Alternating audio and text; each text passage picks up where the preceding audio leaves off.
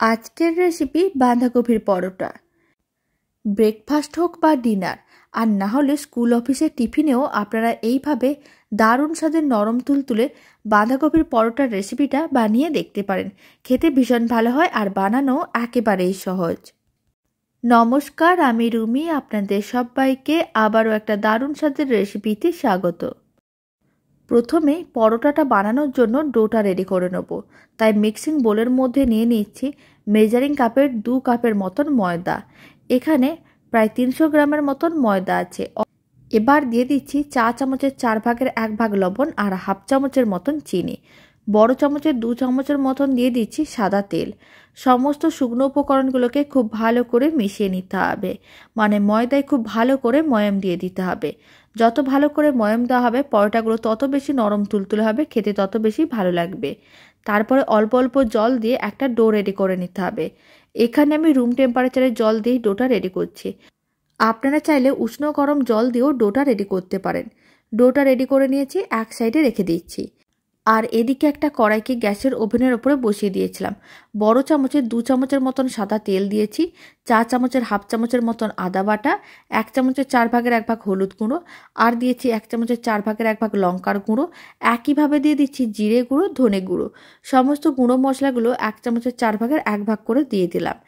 এবার আমি এর মধ্যে দিয়ে দিচ্ছি সামান্য পরিমাণ লবণ বা স্বাদ অনুযায়ী লবণ। লবণ খুব বেশি দিলাম না। খুব ভালো করে সমস্ত মশলাগুলো একসঙ্গে মিশিয়ে নিতে হবে। তারপরে 1 মিনিটের মতন নাড়াচাড়া করে মশলাগুলো ভেজে নিতে হবে। 1 মিনিটের মতন নাড়াচাড়া করে মশলাগুলো ভেজে নিয়েছিলাম। এবার আমি দিয়ে দিচ্ছি কেটে রাখা বাঁধাকপি। এখানে আমি বড় বাটির 1 বাটির মতন বাঁধাকপি আগে থেকেই সরু সরু করে কেটে রেখেছিলাম। সেই কুচনো বাঁধাকপিটা দিয়ে দিতে হবে। তারপরে মশলার সঙ্গে খুব ভালো করে মিশিয়ে নিতে হবে। আলাদা করে লবণ দিচ্ছি না, কারণ আগে থেকেই লবণ দেওয়া ছিল। খুব ভালো করে মিশিয়ে প্রায় 4 মিনিটের মতন নাড়াচাড়া করে রান্না করে নিয়েছিলাম। এখন আমি দিয়ে দিলাম অল্প একটু গরম মশলার গুঁড়ো আর দিয়ে দিলাম অল্প একটু চিনি। এতে খেতে বেশ ভালো লাগবে। খুব ভালো করে মেশানো হয়ে গেছে আর কুচনো বাঁধাকপিটাও বেশ নরম হয়ে গেছে।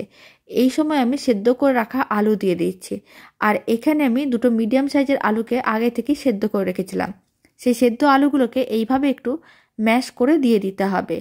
এতে বাঁধাকপির পরোটা খেতে বেশ ভালো লাগবে।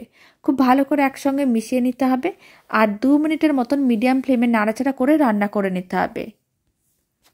পরোটাগুলো বানানোর জন্য বাঁধাকপির পুরটা একেবারেই রেডি। এবার ফ্লেমটা অফ করে এক সাইডে রেখে দিতে হবে। আর ওইদিকে যে ডোটা আমি রেডি করে রেখেছিলাম, ডোটাকে আর একবার খুব ভালো করে মেখে নিতে হবে। খুব ভালো করে মেখে নেওয়ার পরে ডোটা থেকে লেচি কেটে নেব। আর লেচিগুলোকে একটু বড় সাইজের কেটে নেব। এতে পরোটাগুলো বানাতে অনেক সুবিধা হবে আর দেখতেও ভালো লাগবে, খেতেও ভালো লাগবে। লেচিগুলোকে এরকমই একটু বড় সাইজের কেটে নিলাম। সেখান থেকে একটা লেচি নিয়েছি। লেচিটাকে একটু গোল করে প্রেস করে চ্যাপটা করে নিতে হবে। তারপর অল্প একটু ময়দার মধ্যে কোট করে নিতে হবে। আর এইভাবে 2টো হাতের সাহায্যে একটু টুপির মতন করে বানিয়ে নিতে হবে। এতে পুরটা দিতে অনেক সুবিধা হবে। আর যে বাঁধাকপির পুরটা রেডি করে রেখেছিলাম সেখান থেকে কিছুটা পরিমাণ পুর নিয়ে এইভাবে মাঝখানে রেখে দিলাম। তারপর খুব ভালো করে আটকে নিতে হবে যাতে পুরটা বাইরে না বেরিয়ে যায়। খুব ভালো করে আটকে নিয়েছিলাম। এবার অতিরিক্ত অংশটা কেটে বাদ দিয়ে দিলাম।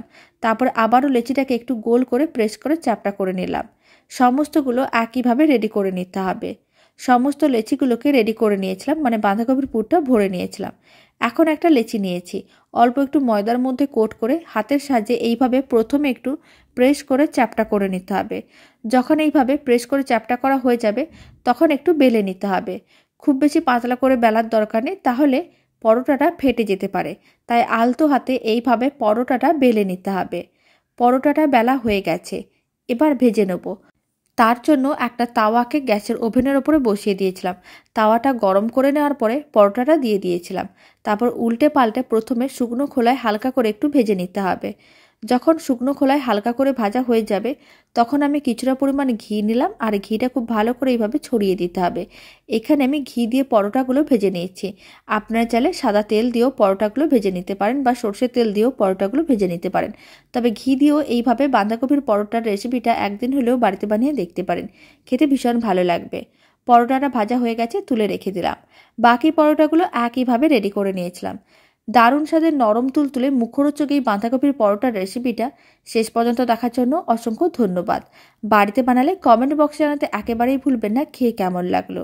আর রেসিপিটা ভালো লেগে থাকলে আপনারা যদি ফেসবুক থেকে রেসিপিটা দেখছেন পেজটিকে ফলো করে নেওয়ার অনুরোধ রইল। ইউটিউব থেকে দেখলে চ্যানেলটি সাবস্ক্রাইব করে নেওয়ার অনুরোধ রইল। পাশে থাকা বেল আইকনটি প্রেস করে নেবেন নতুন রেসিপির আপডেট সবার আগে পাওয়ার জন্য। তো চলুন ভিডিওটা আমি এখানেই শেষ করছি।